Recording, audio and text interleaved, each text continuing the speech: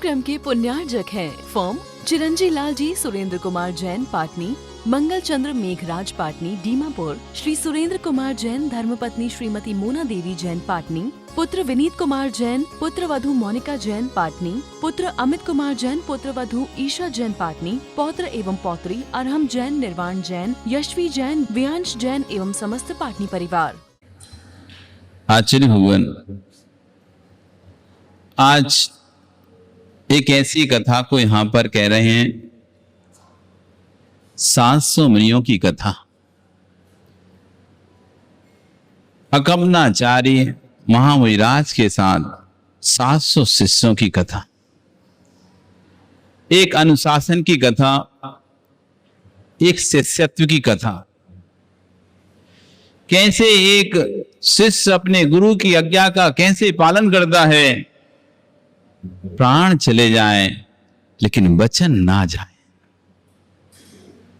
प्राण चले जाए लेकिन गुरु को दिया हुआ वचन झूठा ना हो जाए। ये उस कथा का द्योतक है आज अकमनाचार्य महाराज की कथा। बात उस समय की है जब उज्जैनी नगरी में एक प्रसिद्ध नगरी रही है। संपूर्ण ग्रंथों में जब जब पुराण ग्रंथों को उठाओगे उज्जैनी का नाम जरूर सा आएगा। मालवा देश, उज्जैनी नगरी, मालवा देश, मालव देश, उज्जैनी नगरी, ये प्रसिद्ध पुराणों में रही है। हमारे जैन आगम पुराणों में सबसे ज्यादा उज्जैनी नगरियों की कथा है। इंदौर के पास जो उज्जैन है ना, वही उज्जैन नगरी। भगवान महावीर स्वामी के ऊपर भी यदि उपसर्ग हुआ था तो उज्जैनी नगरी थी।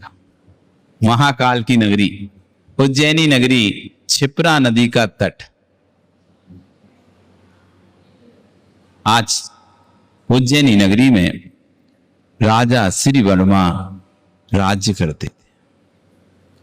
न्याय नीति निपुण राजा, संपूर्ण प्रजा में अपने कार्यशैली से बड़ा प्रसिद्ध था। सभी धर्मों का समान सम्मान करते हुए अपना राज्य करता था। राजा वही जिसकी राज्य में प्रजा खुश हो। जिसके राज्य में प्रजा खुश नहीं, ऐसा राजा, आज लिखा है उसमें, जिसके राज्य में प्रजा दुखारी ता नारा राजा नरक अधिकारी। जिसके राज्य में प्रजा दुखी हो, ऐसा राजा नरक का अधिकारी हो जाता है। राजा श्री वर्मा अपनी प्रजा के साथ बड़े सुख से राज्य करता था। उसके 4 मंत्री थे। एक का नाम था बलि, एक का नाम था प्रहलाद, एक का नाम था नमुची और एक का नाम था बृहस्पति। ये चारों मंत्रियां 4 भुजंग जैसे सर्प थे। जो चंदन पर जैसे सर्प लिपटा रहता है, चंदन के वृक्ष से सर्प लिपटा रहता है। चंदन कितना भी सुगंधित हो, कितना भी अच्छा हो, लेकिन सर्प अपना जहर नहीं छोड़ता है। वो कभी निर्विष नहीं होता है। चंदन के साथ बरसों बरसों रहने पर भी सर्प विषाला ही बना रहता है। ऐसी इतने न्याय नीति निपुण राजा के साथ रहने पर भी मंत्रियों के अंदर छल कपट ईर्ष्या दाय भरा हुआ था। वे जैन धर्म से विद्वेष रखने वाले थे, जैन धर्म से ईर्ष्या को रखने वाले थे। एक दिन राजा अपने महल के ऊपरी खंड पर बैठा हुआ था, तभी देखता है कि नगरवासी लोग अपने हाथों में द्रव का थाल लेकर, श्रीफल आदि लेकर वो वन की ओर जा रहे हैं। राजा अपने मंत्रियों से पूछता है, मंत्री महोदय, ये नगरवासी लोग कहां जा रहे हैं? किसकी अर्चना पूजा करने जा रहे हैं? ऐसा नगर में कौन आ गया जिसकी अर्चना करने के लिए सारे नगरवासी झुंड का झुंड बनाकर, समूह का समूह बनाकर, ग्रुप का ग्रुप बनाकर भक्ति भाव के साथ जा रहे हैं? जैसे आप लोग जाते हो ना, ग्रुप बनाकर, चलो भाई ग्रुप बना के चलते हैं। जैसे पाप कार्यों में आप ग्रुप बनाकर जाते हो, यदि ऐसे पुण्य कार्यों में ग्रुप बनाकर आने लगो तो आपका कल्याण हो जाए। किटी पार्टियों में, ये पार्टी में, कमेटी में, उसमें उसमें खेलते हो ना, कमेटी कमेटी खेलते हैं, पार्टी पार्टी खेलते हैं। भैया 25 का ग्रुप, 30 का ग्रुप बनाकर पहुंचते हो। यदि ऐसे तुम भगवान की भक्ति में ग्रुप बनाकर आ जाओ, उस दिन तुम्हारा कल्याण हो जाए। हम व्यर्थ के कार्यों में तो ग्रुप बना लेते हैं, लेकिन भक्ति में ग्रुप नहीं बना पाते। खाने पीने के लिए, मौज मस्ती के लिए हमारा मंडल होता है। खाने पीने, मौज मस्ती के लिए, फोटो खिंचाने के लिए, नाम करने के लिए, माला पहनने के लिए मंडल होता है। यदि ये मंडल भगवान की भक्ति में आ जाए तो नियम से एक दिन पिछी का मंडल हाथ में आ जाएगा। समूह बना बनाकर जा रहे थे। राजा पूछता है कहां जा रहे हैं? अब मंत्रियों को तो उत्तर देना ही पड़ेगा। अब राजा ने पूछा है तो मंत्री को बताना पड़ेगा कहां जा रहे हैं। महाराज, नगर में अकंपनाचारी आदि 700 मुनिराज पधारे हुए हैं, जो कि वन में रुके हुए हैं, उनके दर्शन करने जा रहे हैं। राजा सुनते ही आश्चर्य, अच्छा 700 मुनिराज? तभी मंत्री कहते, पर महाराज मुनियों में कोई ज्ञान नहीं है, नंगे रहते हैं, नहाते तक नहीं है, और मूर्ख है मेरे मूर्ख, कुछ नहीं जानते, बस खाते हैं और बैठ जाते हैं और कुछ नहीं करते हैं, काम वगैरह भी नहीं करते हैं, कोई प्रकार का उनको ना तो राज में कोई टैक्स वगैरह देते हैं। जब इस तरह से वो चारों मंत्री एक दूसरे की सपोर्ट करते हुए जब राजा को समझा रहे थे, तो राजन उनसे कहता है नहीं, ऐसा नहीं है, आपने शायद जैन धर्म को पढ़ा नहीं है, आपने जैन दर्शन को समझा नहीं है। ये जैनों के महामुनिराज हैं, ये संपूर्ण परिग्रह का, घर परिवार का, वस्त्र आदि का त्याग करके निर्गंत होकर दिगंबरी दीक्षा लेकर वन वन डोलते हैं, और जो श्रावक दे देता है हार में वो लेकर चुपचाप आ जाते हैं। ये बाहरी पुरुषार्थ नहीं करते, ये अंतरंग पुरुषार्थ करते। नहीं महाराज, आप गलत हैं, इनको कुछ भी नहीं आता। जो मूर्ख होता है, जैसे घर में कुछ नहीं होता, वो लोग बन जाते हैं। रंग ऐसी बात नहीं है, चलो दर्शन करके चलते हैं, देखना तुम कितने ज्ञानी और कितने प्रबुद्ध बुद्धिशाली जीव रहते हैं ये। अब मंत्री क्या, राजा की तो साथ चलना ही पड़ेगा, हम मन मसल के नहीं, अब चले राजा के साथ। और राजा ही बड़े ठाट बाट से अर्घ आदि लेकर ढोल बजा के, ढोल मजीरा बाजे के साथ दर्शन के लिए उद्यान में पहुंचता है। इससे पूर्व एक घटना घटती है। आचार्य कपनाचारी महाराज निमित्त ज्ञानी महामुनिराज थे। उन्होंने यहाँ के मंत्रियों के बारे में सुन रखा था कि यहाँ के मंत्री धर्म विरोधी हैं, विद्वेषी हैं धर्म से। यदि कुछ भी चर्चा करेंगे तो नियम से संघ पर संकट कष्ट आ सकता है। तो जब वो मन में आए, तभी उन्होंने अपने सभी शिष्यों को आदेश दिया कि देखिए, आप यहां पर किसी से भी चर्चा नहीं करेंगे,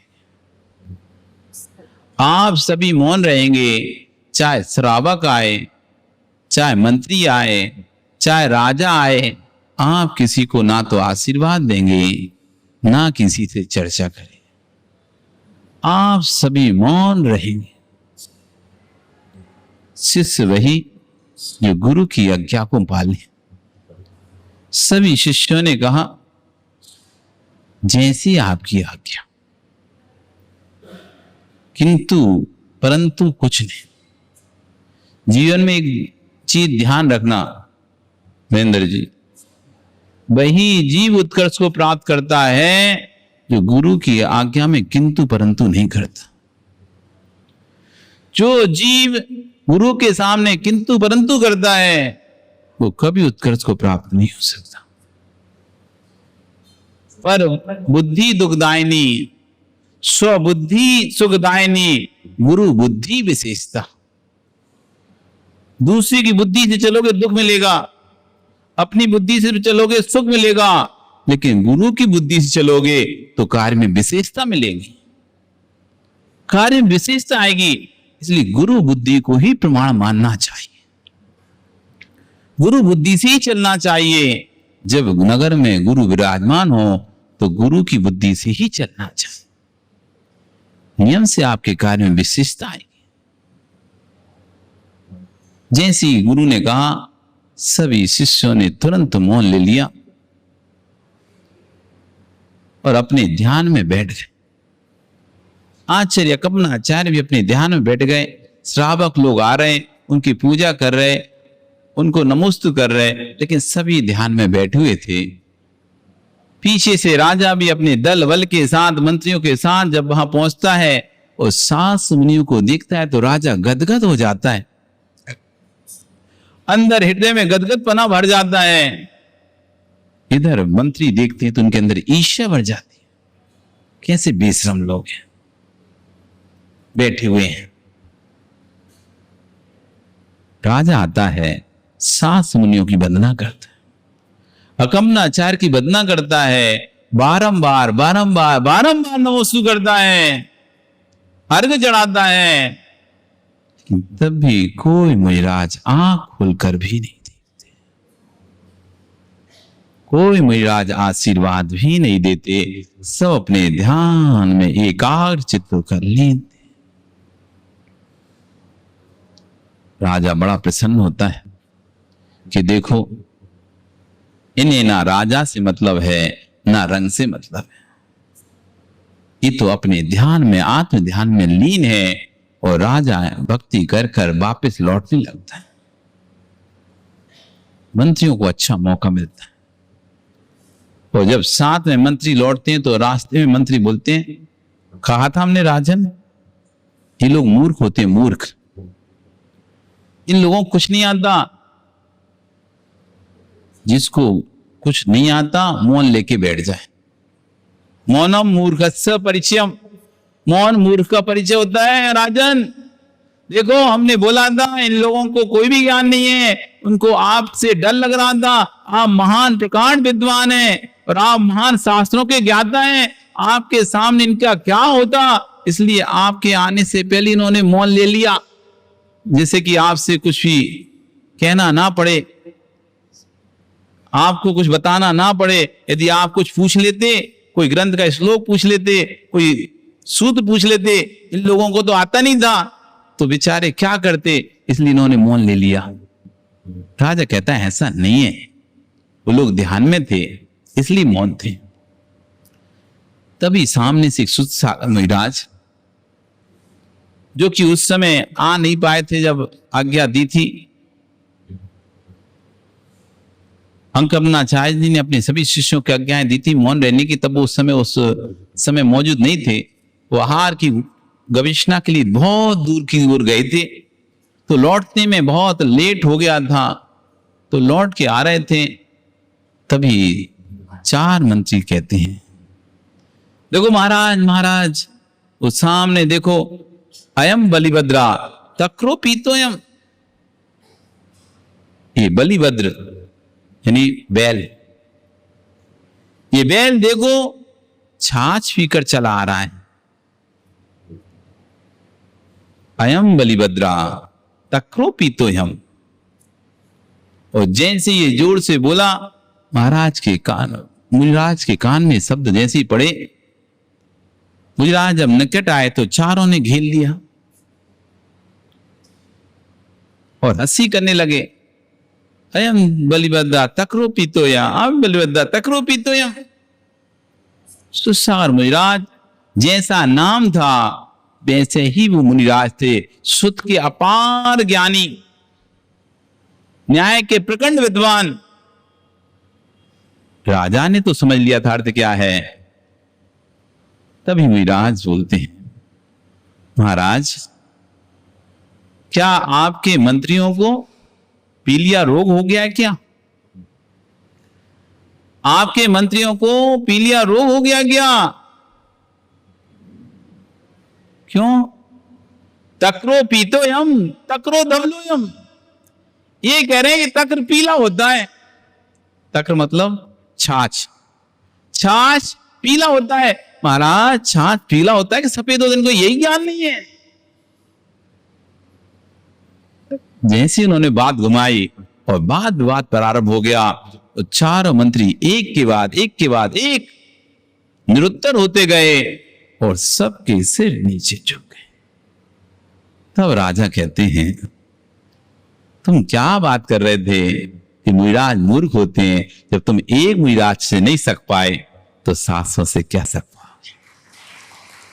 एक मुनिराज के आगे तुम चार वेदों के ज्ञाता, पुराणों के 18 पुराण, 4 वेद के ज्ञाता तुम मंत्री, इतनी विशाल बुद्धि के धारक तुम मंत्री लोग एक मुनिराज के प्रश्नों का उत्तर नहीं दे पा रहे हो, फिर तो इनके आचार्य के प्रश्न का क्या उत्तर दोगे? तो तुम बोल रहे थे कि मेरे मूर्ख होते हैं, देख लिया तुमने इनकी बुद्धि का पांडित्य, इनकी बुद्धि की प्रखरता देख ली तुमने। चार मंत्री सिर झुकाकर नीचे। विद्वेषी जीवों का के अंदर कभी विद्वेष शांत नहीं होता और बढ़ता है। उनके अंदर विद्वेष तो पहले से था ही, अब अपमान का विद्वेष और जन्म ले लिया। आचार्य कहते हैं दुर्जनों से भैया बहुत दूर रहना चाहिए, क्योंकि दुर्जन लोगों का अपमान होने से भी और खतरनाक हो जाते हैं। दुर्जन को सम्मान होता रहे तो ठीक है, लेकिन जैसे ही तुमने दुर्जन का अपमान किया वो और खतरनाक हो जाएगा। फिर वो कुछ भी विचार नहीं करेगा, क्या न्याय निपुण है, क्या नीति निपुण है, क्या न्याय संगत है, कुछ भी नहीं सोचते हुए वह सज्जन का हित करने का विचार ही करेगा। अब राजा के सामने तो कुछ बोल नहीं सकते थे, कह नहीं सकते, चुपचाप सिर झुकाकर चले गए, लेकिन अंदर ही अंदर ईर्ष्या की अग्नि प्रारंभ हो गई उनके अंदर। इन लोगों ने आज हमारा बहुत बड़ा अपमान किया, राजा के सामने हमारा अपमान कर दिया, इसका बदला तो लेके रहेंगे। अब 4 लोग सोचते हैं क्या करें, इनका शरीर तन से जुदा कर दो, इनका धड़ा अलग करेंगे, आज हम 700 को मार डालेंगे रात में। ऐसा सोचकर 4 मंत्री निकल पड़े आध रात्रि में नंगी तलवार लेकर मुनिराजों को मारने के लिए। उससे पहले क्या हुआ कि इधर जब वाद विवाद हुआ तो मुनिराज अपने संग में वापस आए और संग में आकर अपने गुरु के पास नमोस्तु कर बैठ गए, और रास्ते में जो घटना घटी राजा मंत्री के साथ वो अपनी घटना अपने गुरु को कहते हैं। जैसे गुरु ने वो घटना सुनी, घोर उपसर्ग, तुमने पूरे संघ का विनाश कर दिया, अब पूरा संघ नष्ट हो जाएगा। जैसी सुसागर महाराज ने सुना उपसर्ग संघ का विनाश हो जाएगा, उनके तो शरीर से रोंगटे खड़े हो गए, आंखों से अश्रु धारा बह पड़ी। भगवान क्या हो गया? मैंने सबको बोला था मंत्रियों से राजा से मौन रखना, पर तुम उनसे साथ कर लिए। वो दुर्जन प्रकृति के लोग थे, और दुर्जन प्रकृति के लोग अपनी हार पर और उग्र तीव्र दुर्जनी हो जाते हैं। इस कार्यक्रम के पुण्यार्जक थे फर्म चिरंजी लाल जी सुरेंद्र कुमार जैन पाटनी, मंगल चंद्र मेघराज पाटनी दीमापुर, श्री सुरेंद्र कुमार जैन धर्मपत्नी श्रीमती मोना देवी जैन पाटनी, पुत्र विनीत कुमार जैन, पुत्र वधु मोनिका जैन पाटनी, पुत्र अमित कुमार जैन, पुत्र वधु ईशा जैन पाटनी, पौत्र एवं पौत्री अरहम जैन, निर्वाण जैन, यशवी जैन, व्यांश जैन एवं समस्त पाटनी परिवार।